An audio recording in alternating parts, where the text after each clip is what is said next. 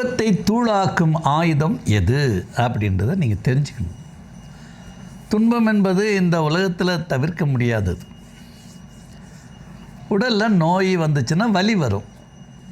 உடலுக்கு துன்பம் நோய் தான், வலி தான் அதனுடைய வெளிப்பாடு. பயப்படக்கூடாது. அதுக்கு தான் ஐயா இத்தனை மருத்துவ முறைகளையும் வெற்றி நிச்சயம் புத்தகத்திலையும் உங்களுக்கு சிவசிற்சபை கையேட்டிலையும் சொல்லி, எங்களுக்கு ஃபோன் பண்ணாலும் உடனே சொல்லி அந்த வலியை நீக்கிடணும். வலி நீங்கிருச்சுன்னா அந்த நோய் நீங்கிருச்சுன்னு அர்த்தம். போய் டெஸ்ட்டு அது இது அதெல்லாம் வேண்டியில்லை. ஒரு துன்பம் நமக்கு வருதுன்னா உடலில் வலி தான் அதுக்கு அடையாளம்.